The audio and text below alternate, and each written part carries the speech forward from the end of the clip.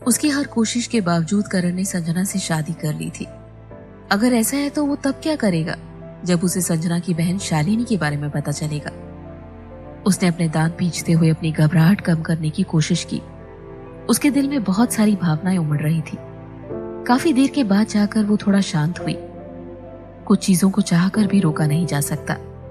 अगर उसने गलत काम किए हैं तो वो आगे भी और गलतियां करना जारी रख सकती है।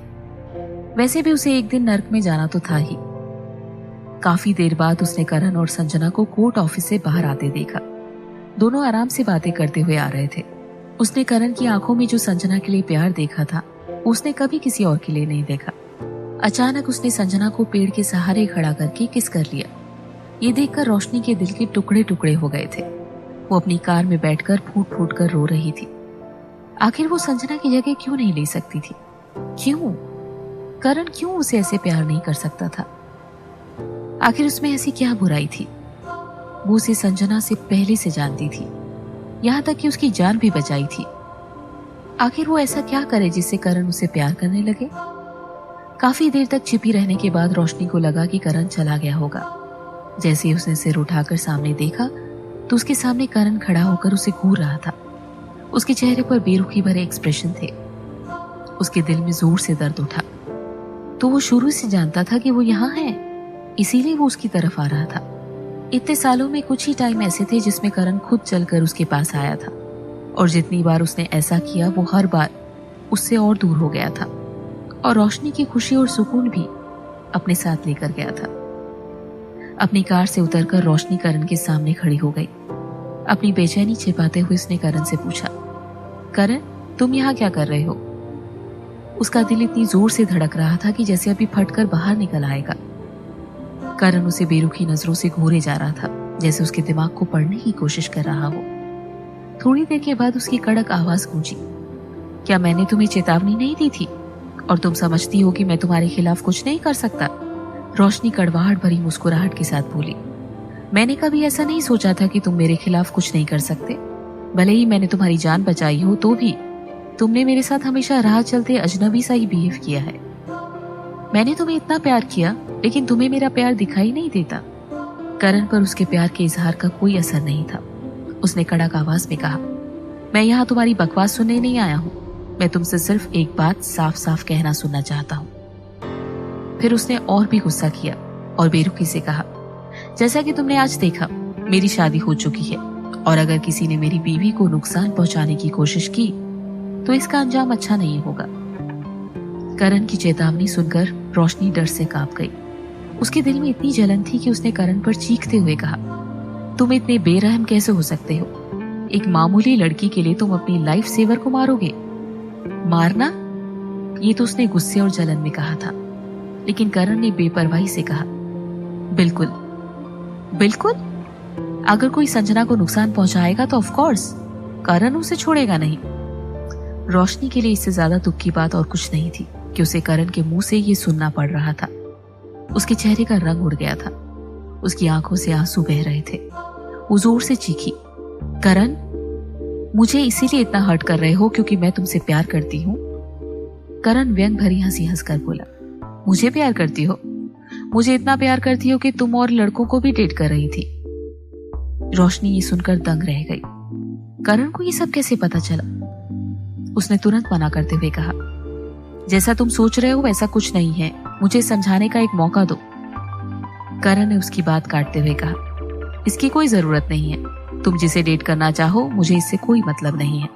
मैंने इस बात का जिक्र सिर्फ इसलिए किया ताकि मैं तुम्हें ये बात बता सकूं कि चाहे तुम मानो या ना मानो, हमारी शादी का रिश्ता तभी टूट गया था जब तुमने अपने लिए एक नया बॉयफ्रेंड बनाया था। करण ने थोड़ा रुक कर कहा, आगे मुझे मत कहना कि मैंने तुम्हें याद नहीं दिलाया। तुम अपना दिल टूटने का दोष मेरे ऊपर मत डालना। तुमने अगर संजना के खिलाफ कुछ भी किया तो मैं तुम्हें यकीन दिलाता हूँ कि उसका अंजाम 10 गुना ज्यादा बुरा होगा। भले ही वो बड़े ही नॉर्मल आवाज में बोल रहा था, लेकिन उसकी आवाज में चेतावनी साफ झलक रही थी। अपनी बात कहकर करण ने उसे घूर कर देखा और फिर वहां से चला गया। रोशनी बिलक बिलक कर रो रही थी। उसने करण का हाथ पकड़ने की कोशिश की। वो जानती थी कि अगर वो अभी करण को नहीं रोक पाई तो वो उससे हमेशा के लिए खो देगी। करण के पीछे दौड़ते हुए जमीन पर गिर गई अचानक करण रुका। रोशनी का दिल खुशी से झूम उठा। उसे लगा कि शायद अभी भी करण के दिल में उसके लिए फीलिंग्स है। लेकिन करण ने बिना मुड़े बेरुखी से कहा, मुझे ऐसा लगता है कि तुम अपना भला नहीं समझती, इसीलिए मैं अगले 5 सालों तक तुम्हें इस शहर में देखना नहीं चाहता, वरना मैं जो करूंगा उसके लिए मुझे दोष मत देना। तुम जो समझना चाहती हो समझ सकती हो। रोशनी का दिल एक बार फिर टूट गया। वो दर्द से तड़प उठी।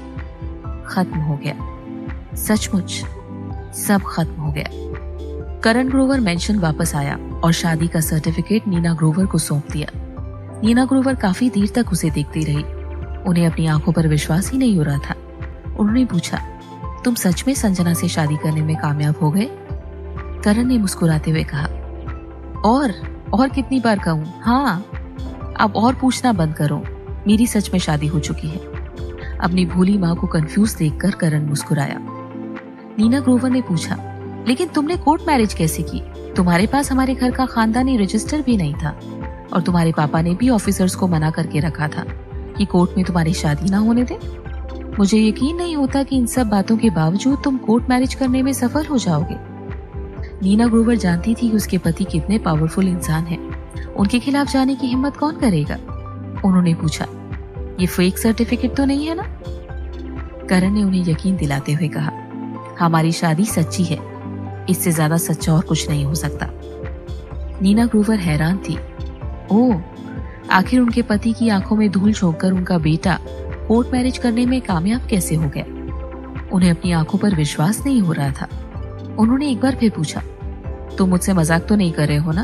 तुम दोनों ने सच में शादी कर ली ना? करण अपना सर पकड़कर बैठ गया और बोला, हाँ माँ, सच में कर ली। ये सर्टिफिकेट असली है, बस खानदानी रजिस्टर में नाम लिखवा लूंगा। नीना ग्रोवर ने धीरे से कहा, शादी कर ली? संजना शक्ल से तो थोड़ी तेज दिखती है, फिर वो तुम्हारे साथ कोर्ट मैरिज करने के लिए कैसे मान गई? वो करण के शातिर दिमाग पर शक नहीं कर सकती थी। वो जानती थी कि उनका बेटा बहुत स्मार्ट है, लेकिन उन्हें ये सब कुछ अजीब लग रहा था। संजना बहुत जवान थी और उसका करियर अभी शुरू ही हुआ था। अगर वो शादी के बाद अपना स्विमिंग करियर जारी नहीं रख पाई तो? चाहे जो हो, संजना सचमुच बहुत अच्छी स्विमर थी और नीना ग्रोवर उसकी तारीफ करते नहीं थकती थी। अच्छा है वो उनके घर में बहू बनकर आएगी। अब वो जब चाहे उसकी स्विमिंग देख सकती थी, लेकिन नीना ग्रोवर उसको बड़े कॉम्पिटिशन्स में स्विमिंग करते देखना चाहती थी। हे भगवान, उसकी माँ इतनी भोली क्यों है? उसकी माँ के सवालों का जवाब देते देते उसका सर दुखने लगा था। उसने अपनी माँ के हाथों से सर्टिफिकेट वापस ले लिया। नीना ग्रोवर एकदम चौंक कर बोली, बेटा गुस्सा मत हो, मैं सिर्फ इसलिए ये सब पूछ रही हूँ कि तुमने शादी करने से पहले संजना के घर वालों से इजाजत ली थी या नहीं? क्या वो सचमुच संजना की शादी तुमसे करने को तैयार हैं? करण ने नाराजगी से कहा, क्या मैंने आपको बताया नहीं था कि आपको शादी की बात करने के लिए परसों उनके घर जाना है? भले ही संजना के घर वाले तैयार हों, लेकिन अगर नीना ग्रोवर की कोई बेटी होती तो वो अपनी बेटी के बिना लड़के के घर वालों से मिलने नहीं जाती। इसीलिए उन्हें समझने में इतनी मुश्किल हो रही थी। उन्होंने करण से कहा, ठीक है, जब सब तैयार है तो कोई बात नहीं। सच बताऊं तो जब तुमने मुझसे कहा कि तुम शादी करने जा रहे हो तो मुझे लगा था तुम थोड़ा वक्त लोगे। मैं पहले संजना की नानी से मिलने का सोच रही थी। मुझे पहले से ही संजना बहुत पसंद है और मैं उसे अपनी बहू के रूप में पाकर बहुत खुश हूँ। अब मैं संजना के परिवार से मिलकर देखना चाहती हूँ कि वो कैसा है। लेकिन फिर भी अगर तुम दोनों शादी करना ही चाहते थे तो तुम्हें पहले अपने पापा से इजाजत लेनी चाहिए थी। लेकिन तुम दोनों ने बिना खानदानी रजिस्टर और बिना अपने पिता की इजाजत के शादी कर ली। अगर तुम्हारे पिता को पता चलेगा तो वो बहुत नाराज होंगे। नीना ग्रोवर की आंखों में चिंता साफ दिखाई दे रही थी। करण को अपने पिता के गुस्से से कोई फर्क नहीं पड़ता था। उसने कहा, हम कौन से जमाने में जी रहे हैं? क्या हम अपनी मर्जी से शादी नहीं कर सकते? नीना ग्रोवर ने कहा, तुम कैसी बात कर रहे हो? तुम्हें पता नहीं तुम्हारे पापा कैसे हैं? किसे पता कि वो अगले ही दिन तुम्हारा तलाक करवा दे।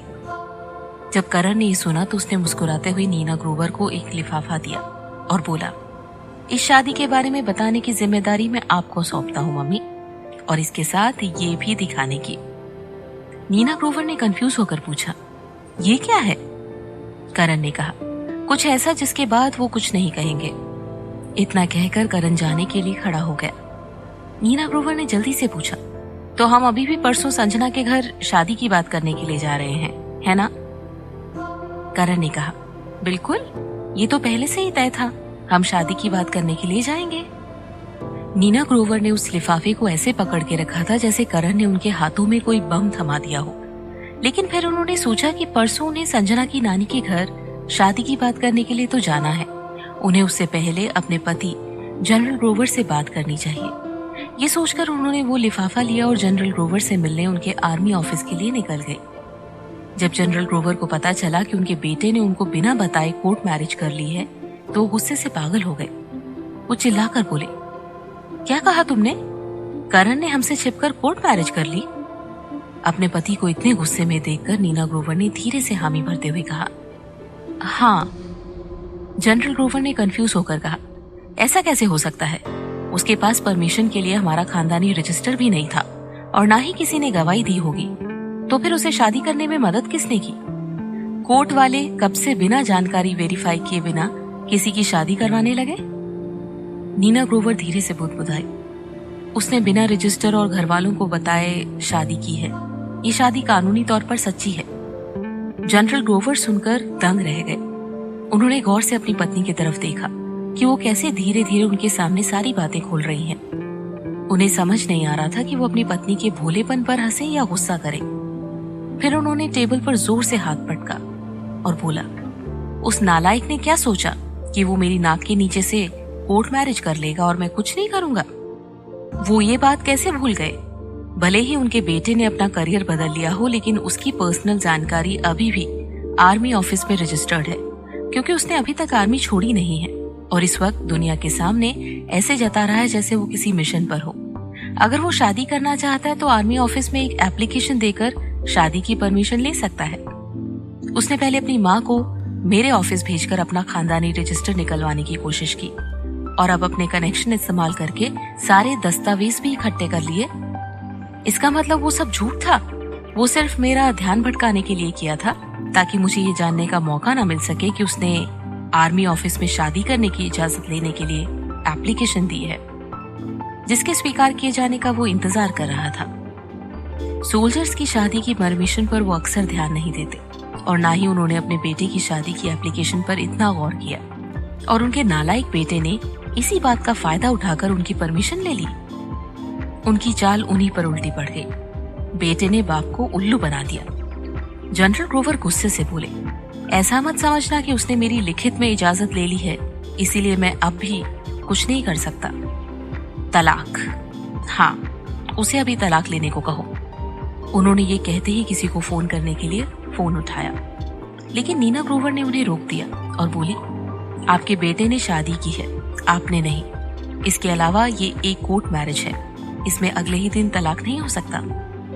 जनरल ग्रोवर ने नाखुश होते हुए कहा, इसे में तुम्हारे बेटे की भलाई है। ये अचानक संजना कहां से बीच में आ गई? उसका फैमिली बैकग्राउंड क्या है, कैसा है, वो खुद किस तरह की लड़की है? हम लोग इन लोगों के बारे में कुछ नहीं जानते और हमारे बेटे ने ऐसे ही उनकी लड़की से शादी कर ली। और वो मेहरा की बेटी रोशनी का क्या, जिससे हमारे पिता ने करण का रिश्ता तय किया था? वो इतने सालों से करण का इंतजार कर रही है और अब उसने बिना किसी को बताए अचानक किसी और लड़की से शादी कर ली। सोसाइटी में हमारी क्या इज्जत रह जाएगी? नीना ग्रोवर ने नाराजगी जताते हुए कहा, लेकिन वो मेहरा की लड़की, क्या आप इतने सालों में उसे समझ नहीं पाए? हाँ, वो करण को पसंद करती है, मैं मानती हूँ, लेकिन मुझे लगता है कि वो करण से ज्यादा हमारी ग्रोवर फैमिली की शान और शौकत को प्यार करती है। नीना ग्रोवर ने अपनी बात जारी रखते हुए कहा, इसके अलावा अपने तीसरे बेटे को ही ले लीजिए। क्या आपको लगता है कि हमारा तीसरा बेटा अपनी शादी से खुश है? मैं जब भी उसे देखती हूँ मुझे उसके लिए बहुत बुरा लगता है। अपने बेटों की बात करते हुए नीना ग्रोवर की आंखों में आंसू आ गए। कुछ दिन पहले मालिनी उनसे मिलने इसीलिए आई थी क्योंकि उनके बेटे और मालिनी के बीच फिर से लड़ाई हुई और दोनों एक दूसरे से बात नहीं कर रहे थे। सबको ये लगता था कि उनका तीसरा बेटा प्रतीक अपनी बीवी के साथ बहुत खुश है, लेकिन सच्चाई ये थी कि सिर्फ ग्रोवर परिवार के सदस्य ही जानते थे कि वो दोनों एक दूसरे से ठीक से बात तक नहीं करते। भले ही वो चिल्लाकर झगड़ा ना करते हो, लेकिन वो प्यार से बात भी नहीं करते थे। दोनों एक दूसरे से बहुत सावधानी से बातें करते थे और अगर कभी कुछ डिस्कस करना होता तो वो सीधे सीधे एक दूसरे से बात करने के बजाय नीना ग्रोवर के जरिए एक दूसरे से बात करते।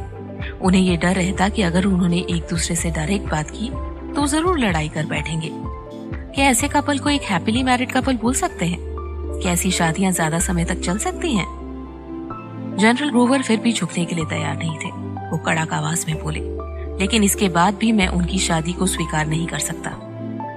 नीना ग्रोवर जानती थी कि उनके पति बहुत जिद्दी हैं। अब वो समझ गई थी कि सिर्फ बातों से उन्हें राजी करना आसान नहीं है। तो उन्होंने वो लिफाफा अपने बैग से निकाला जो करण ने उन्हें दिया था। उन्होंने वो लिफाफा जनरल ग्रोवर को देते हुए कहा, इसे खोलकर देखिए, ये आपके बेटे करण ने आपके लिए दिया है। जनरल ग्रोवर ने मुंह बनाते हुए लिफाफा खोला, लेकिन जैसे ही उन्होंने वो सब देखा, उनकी आंखें गुस्से से लाल हो गई। संजना कोर्ट मैरिज के बाद सबसे पहले अपनी नानी के घर गई। जब वो लोग स्विमिंग हॉल से बाहर निकल रहे थे तो संजना ने अपनी नानी को बताया नहीं था कि वो करण के साथ कोर्ट मैरिज करने जा रही है। इसीलिए उसकी नानी को लगा कि वो अपने दोस्तों के साथ अपनी जीत का जश्न मनाने के लिए जा रही है। इसीलिए वो वहां से अर्पिता और शारदा के साथ वापस घर चली गई। जब वो घर पहुंची तो वहां पर कुछ और लोग भी मौजूद थे, मोनिका वर्मा और उसकी माँ और उसकी नानी। मोनिका की माँ अर्पिता के पिता की बहन लगती थी, इसीलिए मोनिका की नानी भी रिश्ते से उसकी दादी थी। मोनिका की नानी दिल से अर्पिता को बहुत प्यार करती थी, लेकिन उनके दिल में संजना के लिए जरा सा भी लगाव नहीं था, जिसे उनके बेटे ने पाल पोस कर बड़ा किया था।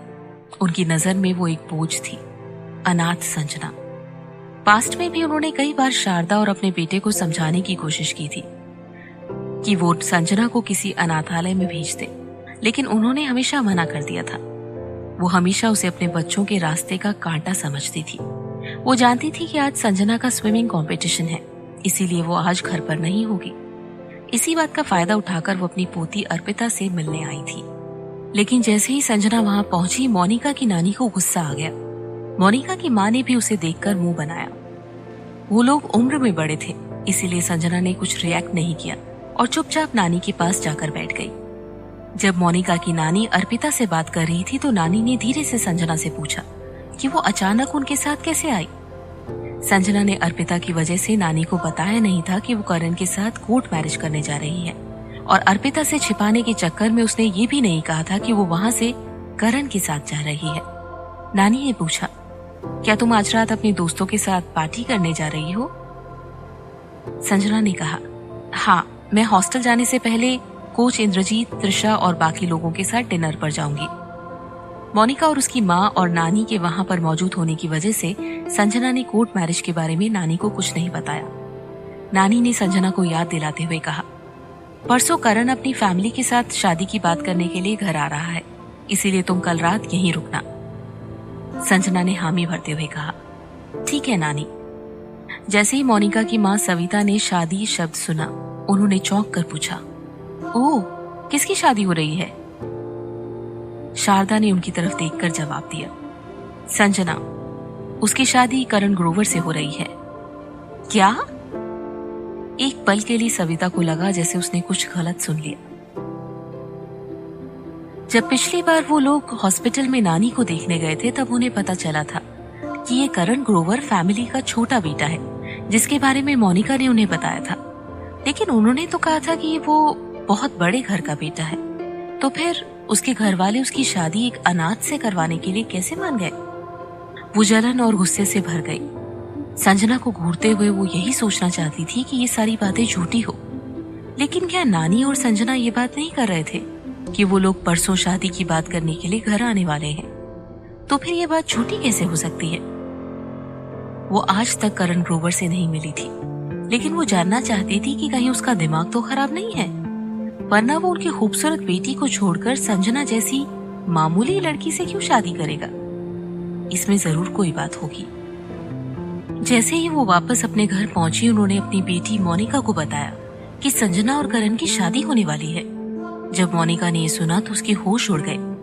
करण ग्रोवर, ग्रोवर फैमिली का सबसे छोटा बेटा, संजना से शादी कर रहा है, ऐसा कैसे हो सकता है? इसके अलावा उसने ये भी सुना कि करण की पहले से एक मंगेतर है, और अगर ये बात सच ना भी हो तो भी ग्रोवर फैमिली एक अनाथ को अपनी बहू कैसे बना सकती है? मोनिका ने अपनी माँ सविता से पूछा, मम्मी कहीं आपने कुछ गलत तो नहीं सुन लिया? सविता ने पूरे यकीन के साथ कहा, बिल्कुल नहीं।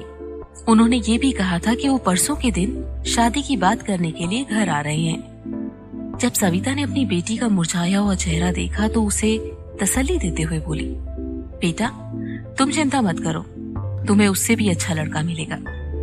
शायद स्थिति बेहतर होती अगर वो ये बात ना कहती तो, लेकिन जैसे ही उन्होंने ये कहा मोनिका जोर जोर से रोने लगी। संजना की किस्मत इतनी अच्छी क्यों है? वो दिखने में बिल्कुल मामूली है, उसका कोई फैमिली बैकग्राउंड भी नहीं, इसके अलावा वो अनाथ है। आखिर उसने ऐसा क्या किया होगा कि करण की स्विमिंग कोच से सीधे ग्रोवर फैमिली की बहू बनने जा रही थी? दिखने में तो मोनिका संजना से कहीं ज्यादा सुंदर थी और उसका फैमिली बैकग्राउंड भी अच्छा था, और वो जितने भी अमीर लड़कों को जानती थी वो उसको महंगे गिफ्ट्स, बैग्स और मेकअप का सामान गिफ्ट दिया करते थे। लेकिन उससे शादी, वो लोग सबके सामने उसे अपनी गर्लफ्रेंड भी नहीं बताना चाहेंगे। वो सभी अमीर लड़के पूरी तरह से अपने पेरेंट्स पर निर्भर थे और उन्हें डर था कि अगर उनके पेरेंट्स को मोनिका के साथ उनका रिश्ता पसंद नहीं आया तो वो उन्हें पैसा देना बंद कर देंगे। अपनी बेटी को रोता देखकर सविता ने अपनी माँ से कहा, मम्मी उस करण ग्रोवर को हमारी बेटी मोनिका का बॉयफ्रेंड होना चाहिए था, लेकिन उसे उस चुड़ैल संजना ने छीन लिया। जैसे ही मोनिका की नानी ने ये बात सुनी वो दंग रह गई। मोनिका रोते हुए बोली, आखिर करण उससे शादी करने के लिए कैसे तैयार हो गया? मैंने सुना है कि करण की एक मंगेतर थी और वो बहुत अमीर घराने की थी और उन लोगों का स्टेटस भी ग्रोवर की तरह बहुत बड़ा था। कहीं संजना ने उसे धोखे से अपने जाल में तो नहीं फंसा लिया?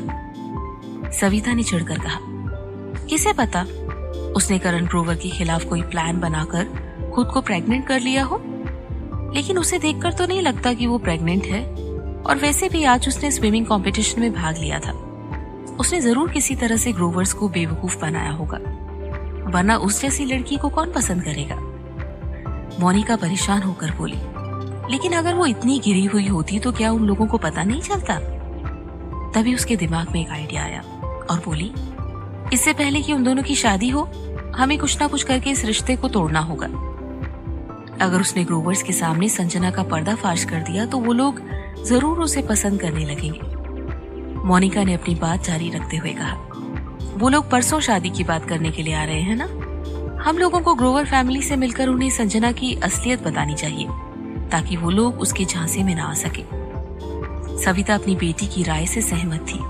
उसने ही कहा, इसमें संजना की भलाई भी तो है, वरना अगर शादी के बाद ग्रोवर्स को पता चल गया कि उसने धोखे से करण को फंसाकर शादी की है तो वो लोग उसके साथ बहुत बुरा सुलूक करेंगे।